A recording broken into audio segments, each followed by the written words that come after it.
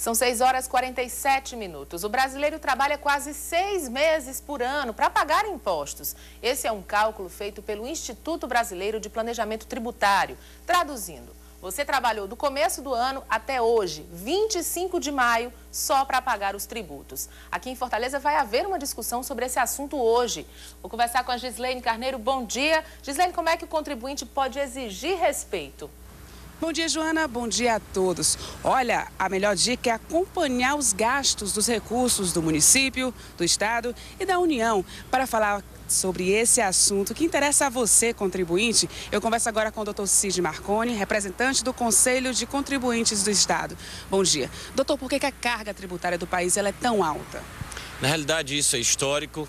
Se nós verificarmos, desde quando a coroa portuguesa chegou ao Brasil, ela já chegou gastando muito. Então, o Estado, município e União, ele não aplicava corretamente esses custos, essas receitas. E, portanto, precisava arrecadar mais e mais. E, por isso, hoje nós estamos pagando tantos impostos. O resultado dessa pesquisa não surpreendeu? 6 meses para pagar os impostos?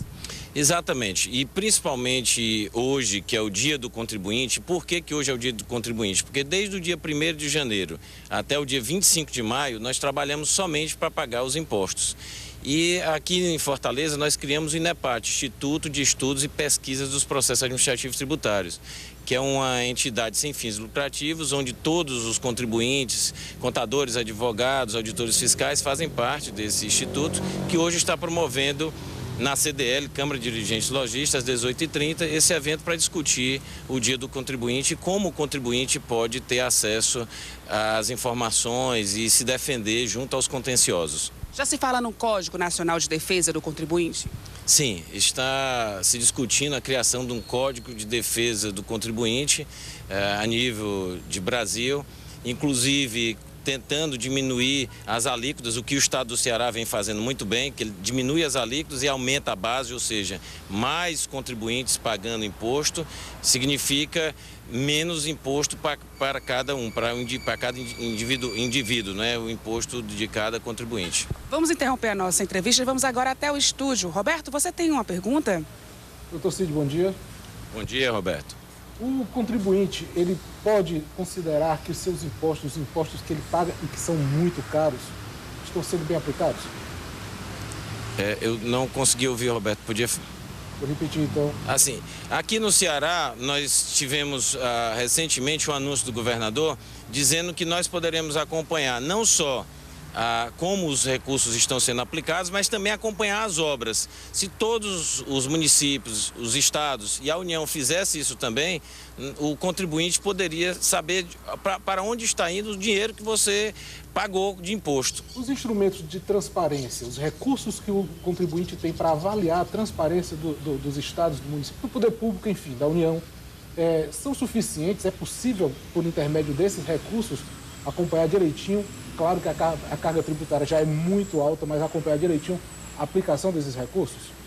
Eu acredito que a população tenha que fazer isso com maior eficiência e cobrar também do poder público para que seja mais transparente. Hoje nós temos meios como os tribunais de contas, Tribunal de Contas da União, Tribunal de Contas do Estado, Tribunal de Contas dos municípios, que estão diariamente, rotineiramente, cobrando a aplicação destes recursos. Mas a população deve também cobrar isso.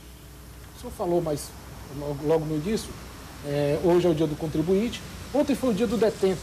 O contribuinte está irremediavelmente preso a essa carga tributária alta. Existe como se mobilizar, existe como correr para resolver, ou pelo menos atenuar esse peso grave que se tem hoje? Sim, eu acredito que os estados, no momento em que ele diminui a sonegação, no momento em que ele é mais transparente, mostra para a população que os recursos estão voltando em termos de obras, de infraestrutura, de saúde, de educação, e que o contribuinte também possa acompanhar, por exemplo, nos contenciosos, se defendendo dos processos, dos autos de infração e acompanhando o processo administrativo tributário.